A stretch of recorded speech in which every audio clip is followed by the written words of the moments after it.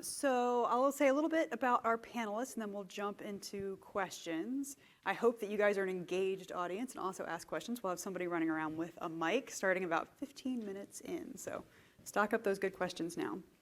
I'm Emily Harding. I am the Deputy Director of the International Security Program at the Center for Strategic and International Studies. So yes, my business card is very full of words. Before that, I was on the Senate Intelligence Committee, and before that, I spent a great many years in the intelligence community, also doing a couple policy jobs at the NSC, and then also at ODNI. So I'm going to immediately take issue with the title of this panel, The Forgotten Use Case. I don't know who forgot about it. I didn't forget about it. It was front of mind for me, anyway, the entire time that I was in the policy-making sphere. We have a phenomenal panel today.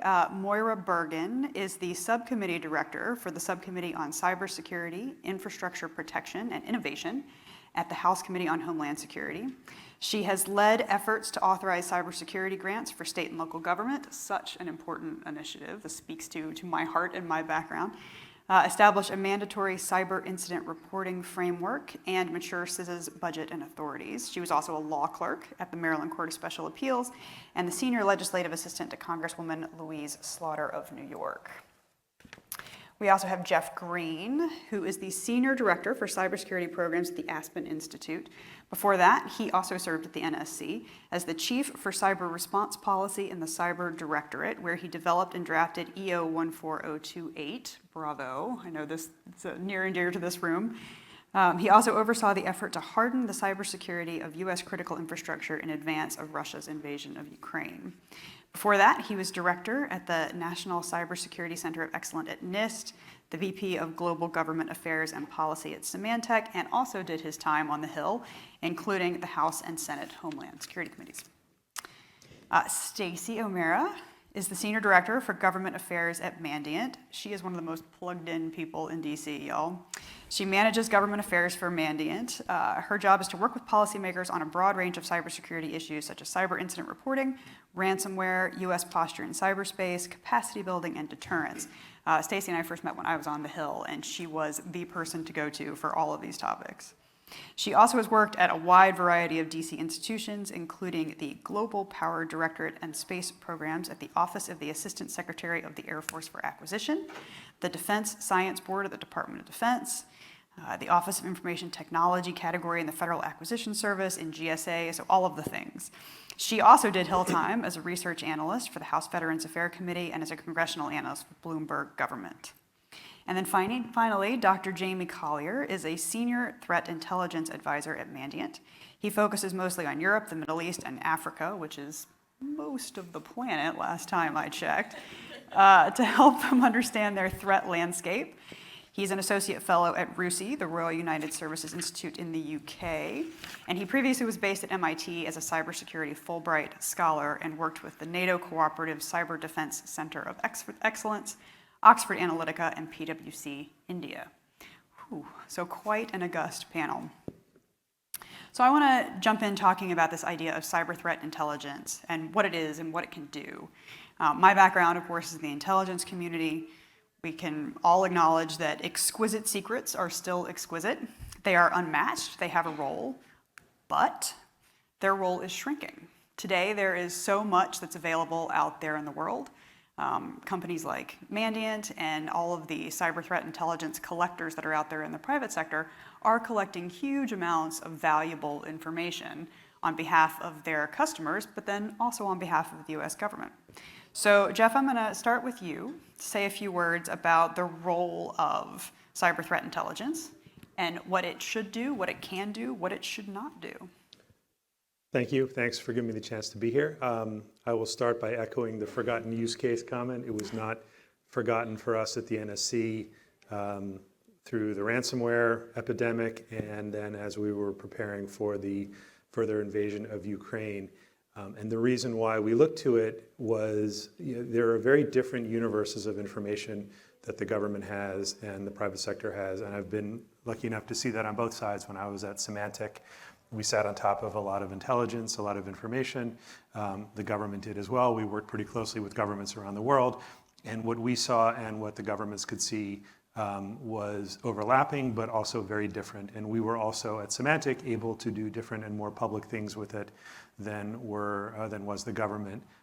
Emily's right, there is a lot of excellent, exquisite information, which is extraordinarily useful, but you cannot often get full context without knowing what the private sector is seeing. And ransomware is I don't want to use the word terrific about ransomware. Ransomware is a good example of what we, the government, could see was very limited, because despite what you might read on the darker corners of the internet, the government is not all over every private computer or company in the United States. There are very real limits that frustrated some very, very, very senior policymakers, or policy setters, I should say, when trying to deal with that problem. And our ability to get information from Mandiant, from other providers, was essential to our understanding.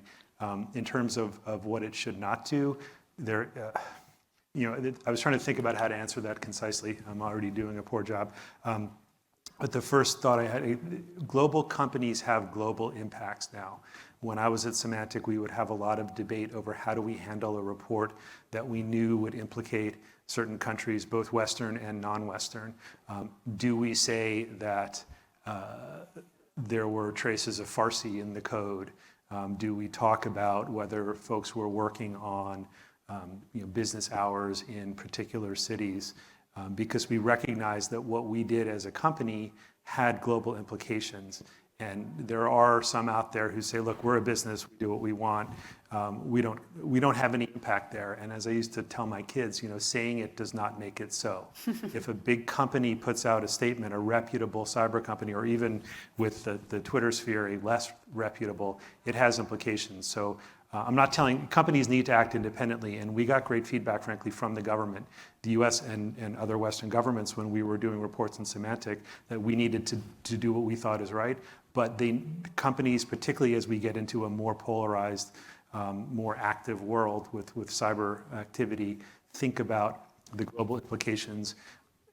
You may not change what you act, but at least that should be a risk that you're knowingly taking on, that there could be some blowback against you, the company, your employees potentially, or countries around the world. I want to pull on one thing that you said, because I think it's a really important point, that despite what you see on the dark corners of the internet, the US government is not, in fact, aware of everything that goes on domestic networks. Can you say a little bit more about the restrictions that are on US government collection and what that really means for policymakers? Sure. I'm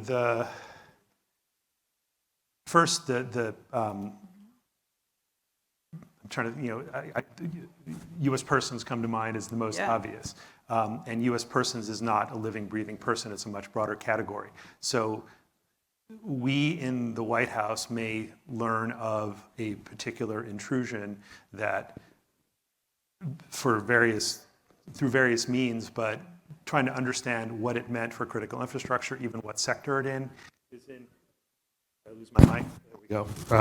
Requires an effort and oversight, and the individuals that we worked with across the law enforcement and intel community took very seriously the legal restrictions on U.S. persons, on their ability to collect. There were some significant ransomware intrusions where we, the government, went to a victim and hoped to work with them, and they told us to go away, and that's their right at that point.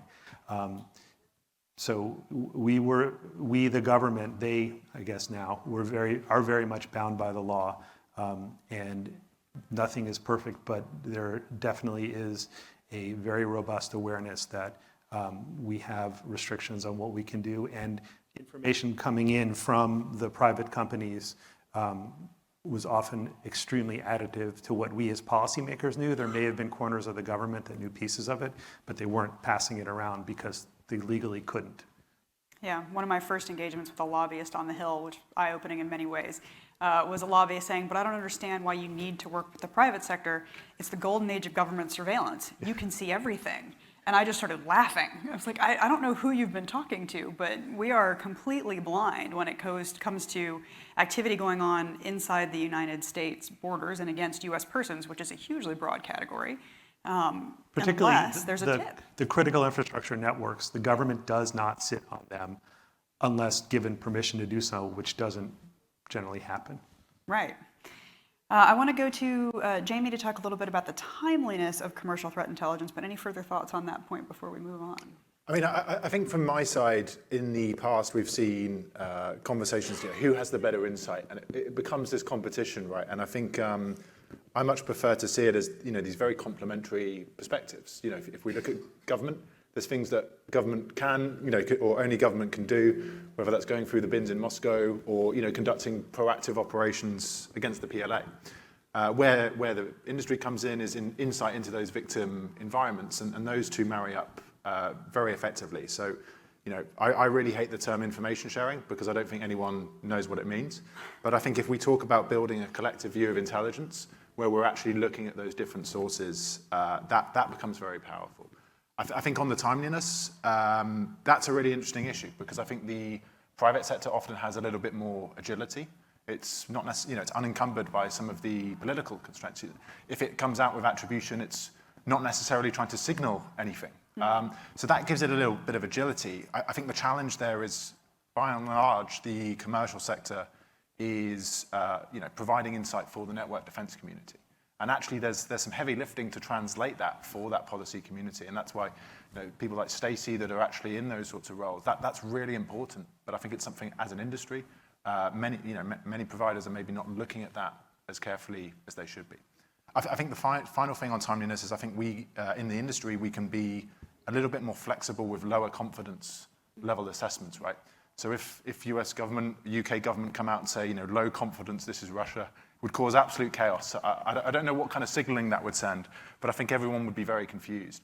But we can, as the industry, we can put out insight into the public domain, even if we're not 100% sure, but we can really help the community start to prepare and build out those assessments around attribution as we go.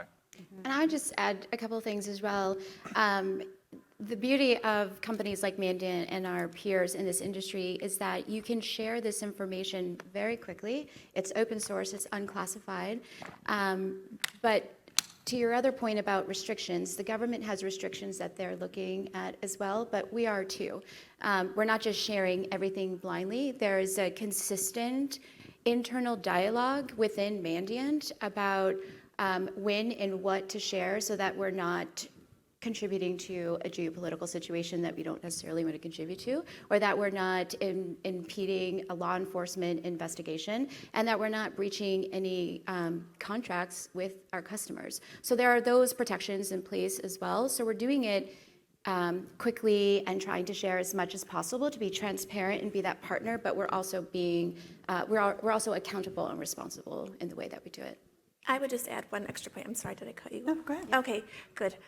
Just one other point about the role of government and all of this is it serves as a convener. So you have all of these different intelligence firms that I don't want to suggest work in isolation, but unless they're brought together to kind of share their findings amongst themselves, like JCDC, I think, is a good example of the government bringing people with better visibility than the government has together to sort of rack and stack their findings and derive different conclusions more quickly. I also think, to your point about being able to make some kind of attribution with lesser confidence, it can serve as I don't want to say like a trial balloon, but you can kind of float it out there to say, oh, this could be Russia. And then you kind of solicit the feedback, whether it's Russia denying it or whatever the malicious actors are doing to try and cover their tracks or whatever. But I think that there is benefit to being able to sort of float a trial balloon on attribution before the government comes out with what must be a very, very confident conclusion for any host of reasons. Yeah, this is exactly what I was about to talk about, the problem of attribution. Plenty of times within government, I remember having a conversation where it was, when do we publicly attribute what just happened? And on the one hand, you had some less responsible folks out there immediately saying, well, this is who it was, when the government was nowhere close to ready to make a call. But then later on, you would have very reputable folks like Mandiant coming out and making a call, and then the government could say, well, we didn't say it, but they said it, and we're going to quote them, and that's very useful. I think the one place where we as Americans can kind of fall into a trap, though, is that as far as we're concerned, there is a clear line between the commercial sector and the government sector. And so if a commercial entity comes out and makes a call on attribution, it's not because the government told them to. In other parts of the world, that's not the case. So if Russia sees, let's say, Mandiant or CrowdStrike come out and say, well, it was the Russians, they might very well assume that it was the government telling them to say this. And so the signaling does get, I think, very complicated very quickly. But the role of the commercial space, I think, is absolutely crucial in these continued discussions. We've talked a little bit about reputable or not reputable, so let's talk tradecraft standards. Intel agencies have worked for decades to develop very stringent standards, and that's why these attribution thresholds are as high as they are. So how should policymakers think about commercial tradecraft? What are the red flags that something is either very right or very wrong in commercial tradecraft? And Jamie, you're on the front lines of this. I'm going to go to you first. Yeah, I mean, what I would say in the commercial space is it's a real mixed bag, and I think there is increasing recognition of that. You know, some vendors have very robust processes. You know, Mandiant, we spend a lot of time thinking about how to do attribution and the different steps involved. But you know, we see all these kind of emerging startups, places where there maybe isn't as much process. So that's the challenge, is making sure that we're building that awareness of, you know, who's got that real robust best practice in place.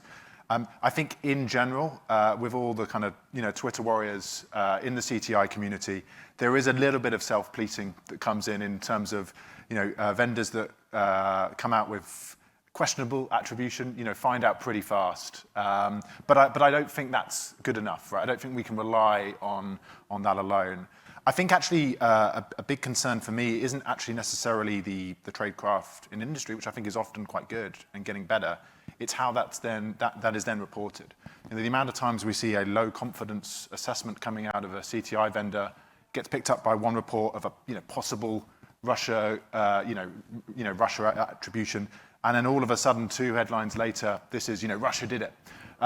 So you know, these things can kind of take on, you know, a lot of twists and turns as they go from a kind of, you know, quite operational CTI report to something that's going to hit the front pages of the major newspapers. I think, you know, we had Chris Bing moderating a panel yesterday, you know, fantastic journalist.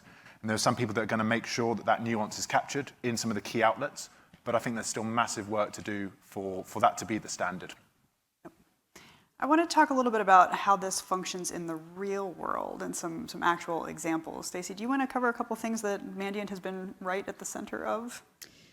Sure. I mean, I think the most obvious answer for us would be Ukraine. Right now, I mean, we're doing a significant amount of sharing in that space, but I think I'll actually talk about SolarWinds, because those I'm seeing the results of that now.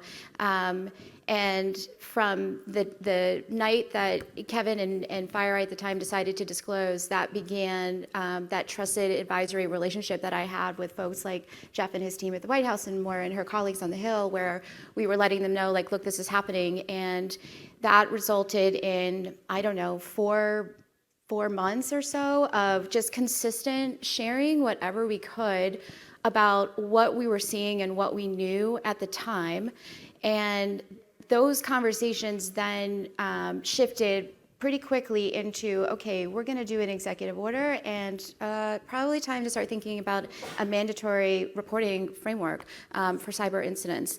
And you know, when you think about CTI, I think some people think of it as a tranche of technical data, but what that really turns into, and as we have these conversations and you flesh it out, it becomes, you know, the questions that we're answering are, well, who was it? Which, you know, we weren't really talking about that too much at the time, but you know, what did they do? How did they get in? What did they take? What are they going to do with it? And when you start getting into the weeds of those questions, then you can start seeing, you know, those are the triggers that then, you know, end up in something like Executive Order 14028. And you can see that today, you know, the federal government is getting its house in order, and we're seeing a ton of guidance to secure the .gov. Federal agencies have, you know, some great guidance that have been a result of OMB memos, NSMs, looking at zero trust architecture, multi-factor authentication, encryption, and we saw the same thing answering questions on the legislative side. So, you know, And I think everyone is like, oh, the forgotten use case. Well, we're never going to forget it because we live it every day. But I think it's useful for cybersecurity practitioners and operators to understand that you can thread that needle. And I think it's great to see. And I won't purport to say that Mandiant or FireEye were the only ones sharing information about any of these incidents that led to, these really great policies that have resulted in the past 18 months. My peers are doing the same thing, and I also won't concede that CTI is the only thing that's informing it. It's part of the policy formulation process, and it's an important part because these guys don't have the same type of visibility that we do, and this goes to what we were discussing earlier about that telemetry, right? Nobody has the single perfect picture. So again, folks like the JCDC who are contributing to that, everyone's got a piece of the puzzle. When you put that together, that informs sound policy decisions, and I think we continue to reap the benefits of that. We're seeing since Colonial Pipeline a significant number of rules, which we'll temper that with this new council that the law put together to harmonize those. But now that we're looking at .gov, now we're also looking at the private sector and CI owners and operators and trying to establish some minimum baseline standards for cybersecurity and some reporting requirements as well. Could I just jump in with a couple of points? Because I was one of the people calling Stacy immediately after SolarWinds. We had a lot of questions, but what is this? What were they going for, et cetera? And to Stacy's point about visibility, there are probably dozens of organizations that were impacted by SolarWinds that we will never know about from the government perspective because there's no obligation for them to tell us. And it's not like a CTI company is going to come tell us, but they can give us a sense maybe of like, these seem to be the types of people that the adversary is interested in. So I think from a rounding out the, trying to understand what a bad actor is going for, what their motives might be, cyber threat intelligence firms can be incredibly helpful. I also think when we were making incident reporting rules and thinking about other kinds of ways we might want to help raise the bar on cybersecurity, where I find the threat intelligence firms to be particularly useful is as a check on whether or not what we are asking of the private sector is reasonable. Usually when we suggest changing the relationship between government and the private sector, there's significant pushback. And I think that's almost like a reflex, right? And I don't know that the government's always proven consistently its value add. So I understand that pushback to a degree, but I think the tides are changing there, and I think confidence in government is growing. But in terms of how we can change that relationship in a productive way and what the return on the investment of the regulated community or the people who are going to be impacted might be, the threat intelligence firms can come in and say, listen, when we go into a company, this is where we typically find them. And so if they're going to have to raise the bar to this level, then this is going to be the cost and this is going to be the benefit to them. Or in the case of incident reporting, this is what is a reasonable time frame for you to be able to request this kind of information and not disrupt their ongoing incident response. And certainly we don't want to disrupt incident response. We want people to be able to allocate resources in an effective strategic way. And so when we're thinking about policy, the threat intelligence firms sit in this like very interesting point in the middle where, I mean, it's in their interest, of course, for some people to have to raise the bar on security because they're going to buy their stuff. But also, they are a good pulse check on what is reasonable for different size companies to be able to do. Just say, there's another piece of it, and sitting today where cyber is a discussion point in every geopolitical, national security, et cetera. It's somewhat hard to remember 10, 11 years ago. It was a monumentous occasion when President Obama included one sentence about cybersecurity in a State of the Union. And the ability to have conversations about what is possible, what is just a movie, and what is actually going on was facilitated greatly by the private sector, and in particular APT1 report.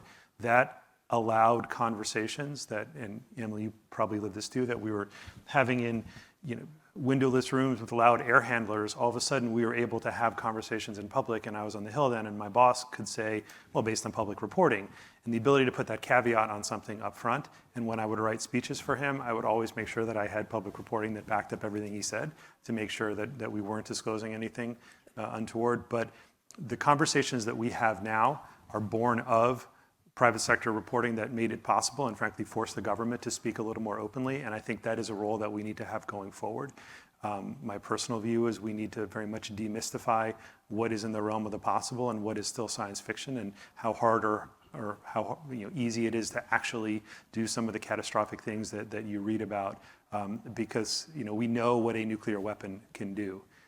That did not impact our deterrence to have that public knowledge. I think that there is a place where we can have more discussions about what is in the realm of the possible and not possible that will shape the global conversation in ways that are hopefully beneficial. I think a lot of that actually goes down to having a really robust evidence base that is informing policy. And I think SolarWinds is a great example as a supply chain compromise, right? And I think if you look at our data, I think we observed something like 38 supply chain compromise in the year that SolarWinds took place, right? 40% is around developer environments and developer tools, right? These aren't particularly exciting topics. They're not going to hit the headlines.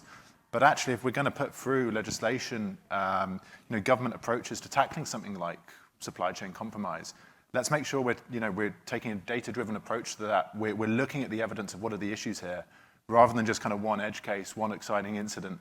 Let's make sure we kind of really cover that full spectrum. And I think that use of data is really important. Well, that drove a key piece, what I think of a key piece of 14028, which was the secure development environments, looking at that type of data and understanding that it's not sexy, but it has an impact, and that we, the government, could only mandate it for products that we bought. But Company X is not going to build a secure product that they're going to sell to the government and then the slimmed down, less secure one in the crappy development environment that they're going to sell to the public. It's going to help everyone. So I think it's just about time to ask the audience for questions. If you have a question, raise your hand, and a microphone will be provided to you. Oh, I see a few. Let's go for it. One over here and one over there. Also, these lights are very bright, so if you're in the back, just wave fervently at me. Jump up and down. Yeah. Hi, my name is Lillian. I am here, I'm the lead for threat intelligence at Chevron, and we are working to mature our program internally. And I have a question and also a comment. So I will start with a comment, which is it helps us greatly when the private sector is able to attribute, because we're in 180 countries. So for us to have a better sense of, sort of where the threats lie against us is really important as we operate, because every site is a little bit different. So that's a comment. Question is, what do you think is the most key thing in terms of tradecraft in maturing a CTI program? I know right now, we're starting to walk before we can run. We're really focused on sort of key tradecraft of communication and writing for our internal policymakers, but just interested in kind of what your experience has been. Jamie, Stacy, you want to take a stab at that? I think from my side, maybe two comments. I think first of all is actually also focusing on the collection and the role of collection in that tradecraft piece, right? So we can have all these analytical techniques and try and mitigate cognitive bias, and I think that's often where the conversation immediately goes to. But actually, if we've got that collection, that really high quality data that we're able to process and ingest, there's all sorts of headaches in trying to get that ingested effectively. But that's really important, and that's going to set up any CTI function for success, particularly an organization with the scale of Chevron, the actual internal collection, the visibility within your own network, that's certainly quite an exciting data set to work with. I think the second thing is actually, rather than just thinking about specific techniques, is just having a really robust process. Is that documented? Is that something that's going to survive a few people handing in resignations, right? Is there a key understanding of how that process works from start to finish? Because a lot of what we see, a lot of work we do in terms of intelligence capability development and helping organizations build that out, a lot of this is just in people's heads. And that can create all sorts of problems if people are off sick, if people resign. So I think focus on the process first, get that all into place. That would be kind of the main thing for me. Stacy, did you have something to add there? No, I don't think so. I mean, I'm not an Intel analyst, so I am not, I will not claim any of that. I think kind of just tagging onto what Jamie is saying about developing those processes, from my perch, when I think about sharing with the community, I think part of developing that process or that program is also thinking, okay, how are we going to share this with the community so that, what does that mission-oriented focus look like for us? What type of guardrails are we going to put around that?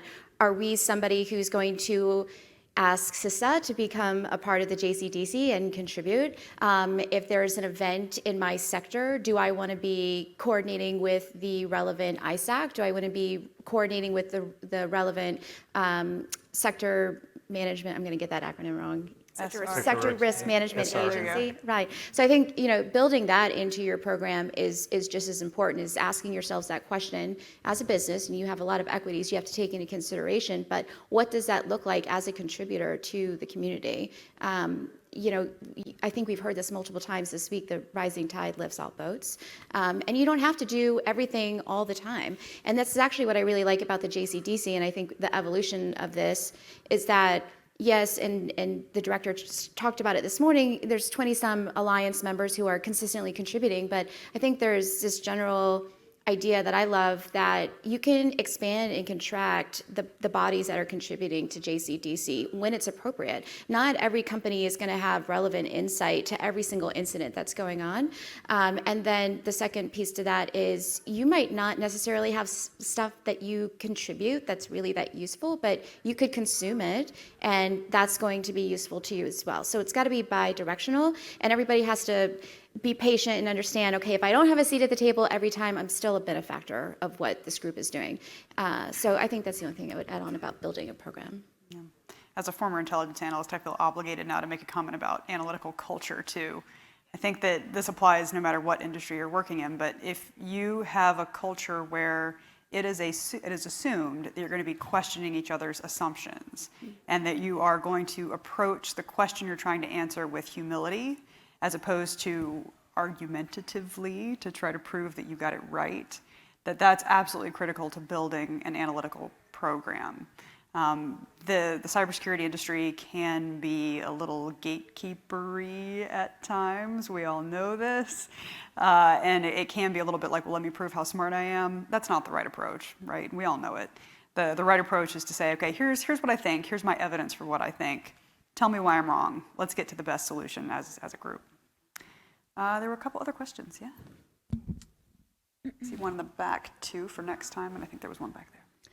Hi, thank you so much for speaking today. My name is Daria, and I previously lived in the think tank space, and now I'm in the private sector doing threat intel. So what I would really love to hear from you all about is how policy is trending to the extent that you're seeing it. So you made comments about demystifying the cybersecurity landscape, making it more accessible to consumers. And as someone who does a lot of communications work, particularly targeted towards executives, stakeholders, people who may not be steeped in the weeds and all the technical jargon, do you believe that the policy space is trending in a direction where we're trying to break this down and make it a little more palatable for different audiences based on different education levels, based on different awareness levels? Because right now what we've seen is that a lot of the policy we institute is very reactive. And that's fine because we all have different priorities. But do you have any thoughts on whether or not we might be able to be more proactive and just sort of get ahead of it a little bit so we're not in crisis mode all the time? That is the dream of every DC policymaker. So reactive policies and the public education mission. Moira, do you want to start with the reactive policy piece? Sure. I will say on the, I think to Jeff's point earlier, the cyber intelligence firms deserve a lot of credit for forcing the issue of cybersecurity. I think for a long time we talked about it in a way that was a little esoteric and maybe out of reach for policymakers who are, it's not a knock on policymakers, they're doing a million things though. So if you want something to get accomplished, you have to use words they're going to understand instead of having to have everything explained. And I think that we've done a better job at simplifying the conversations and putting them into context. I also think that there have been recent events that have given people a better understanding of what the consequences of a cyber event are. We talked about SolarWinds, but I think really what drove it home was Colonial Pipeline. Like, people understand I'm not getting gas. That is clear to everyone, and that will drive action, and will make people want to learn about what they need to do to fix a policy. In terms of what the trend is for policymakers, I think like 100% everyone is interested. There's not a committee in Congress that isn't trying to do some kind of cyber legislation. That is a good thing and a bad thing, but we could park that. I think though we are moving very quickly. The Biden administration, Jeff, to his credit, has begun implementing a lot of really, really great policies that are going to move forward. In terms of being proactive instead of reactive, I think that we are starting to be proactive in that we are putting in place structures in government that will enable us to respond quickly. And that is not the most satisfying answer. However, I mean, we can't proactively predict every kind of event that might happen. We can make ourselves more resilient. And I think what we're doing is putting in place structures and policies that will make us more resilient. I also think that, you know, and that, forgive like me for being so kind of glib on this, but the crises give us opportunities to do things we couldn't otherwise do. Like, I don't think we would have gotten incident reporting done 2 years ago. We needed like the crises that happened to give us the cover to do it. And so we've written a lot of checks on the past couple of years of high profile events, and it will be up to government to prove that the authorities that we have given ourselves are going to actually drive down risk, build resilience, and make us more secure. And so I think, you know, we are on a trend of being proactive. If we don't produce with the authorities that we have given the executive branch, so that's like if, you know, JCDC leverages JCPO authorities. JCDC is doing a wonderful work. They need to continue to indoctrinate their work and build like real structures around what they're doing, so it lasts beyond the personalities of what started it. You know, executive order, that's great, it needs to be implemented, and then it needs to be built upon, right? But we need to see the progress that will give the government more momentum to keep with that proactive. I don't, probably Jeff, you have. Yeah, I mean, a couple of things on the proactive first. Elements of the EO, some of them are very reactive. Government agencies need to log, we need to implement MFA. Things like the secure development, you know, when I worked for Ann Neuberger, you know, we talked to Ann about what would this do now? And the questions we got from the press is, how would this fix the SolarWinds problem? And we knew that this was a multi-year, maybe decade-long evolutionary benefit. So we hope that that is a proactive approach. On the question of how to reach the audience, it really varies for the audience. If you're talking about executives, you know, one of the sort of parallel track, Ann was very focused on getting executives in to brief them on some really sensitive information so they understood why we are doing things and understood the nuances of what we were saying publicly. And that was very effective in some places to get buy-in from the top down. But you can't always do that. So part of it is declassifying, but part of it is understanding your audience, using language they understand. And, you know, in 2010, 11, 12, there were almost no committees that cared about cyber. We had to beg people to come to our briefings in 2009 and 10. By 11 and 12, they were crowded, but people didn't know what to do. And the mantra then is, how do we get the C-suite and the board to pay attention? The board and the C-suite is now paying attention, but where I think we are now is they don't know what questions to ask and don't know how to understand the answers. So we are evolutionarily better, but you know, as my mother used to say, right to the lowest common denominator, saying things as simply as possible so that you can convey your point. We don't need to prove how smart we are in cyber. We don't need to have the fight over who's right. We have to dumb it down as much as possible to convey the point. And unfortunately, Colonial was a good example of how, you know, the scariest thing about that to me was it was purely an IT event that resulted in the shutdown of operational technology, and that revealed a vulnerability that I don't think a lot of government and companies were necessarily thinking about. We were focused on protecting that on the iron and on the SCADA systems, and maybe you can do bad things without needing to be able to do that, which is a pretty scary thought. If I could be the fun police here for a second, because I think specifically on the threat piece and the cyber threat intelligence piece, I don't think we want a highly proactive policy all the time. You know, I think if we hope that cyber policy and policymakers will not only predict the future threat landscape, but design policy to preempt it, then we play an extremely dangerous game. I think when I see a lot of think tanks, a lot of policymakers looking at horizon scanning, you know, it's about cybersecurity and quantum and AI and all of these sorts of topics, which are no doubt important horizon scanning topics, but they also pose just a huge amount of distraction. So there's, you know, interesting question there about what cyber policy should be doing. I think it's, for me, maybe I'm a cynic, but I think it is always going to lag a little bit, and it's about taking out some of those kind of lowest common denominators. It's about, you know, being reflective and you know, making sure that you know, those mistakes that are happening time and time again, trying to move the needle there. I think if we look too far ahead, we might kind of trip up over ourselves. But where policy can impact that, in my view, is, you know, we've had 10, 12 years of trying a very, not purely, but very voluntary approach, and we've seen some progress and not others. It is not the place, in my view, of government to say, here are the 7 things you need to do.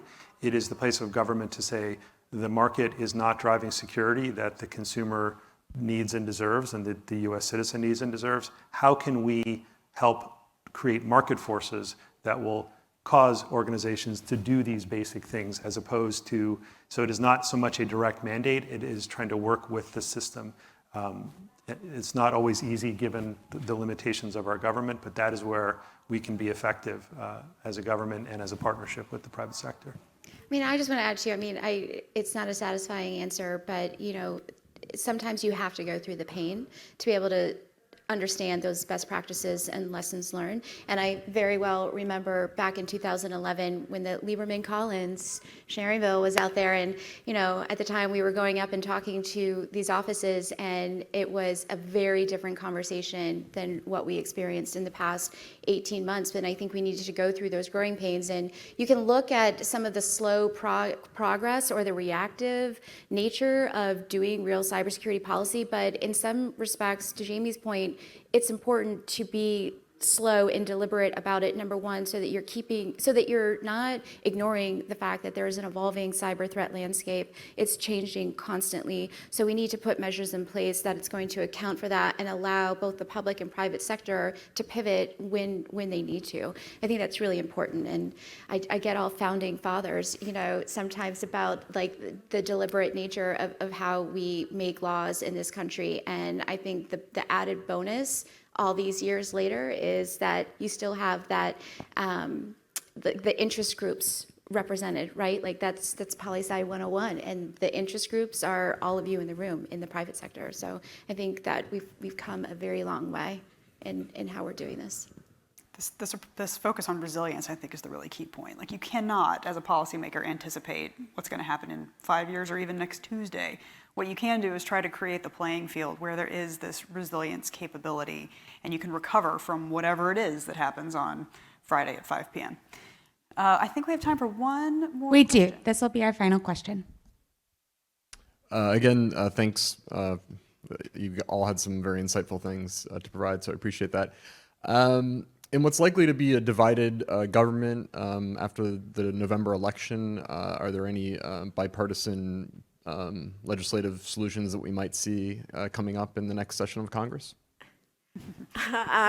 We all looked over. I mean, I don't like to believe it's going to be divided, but I'll go on that journey with you.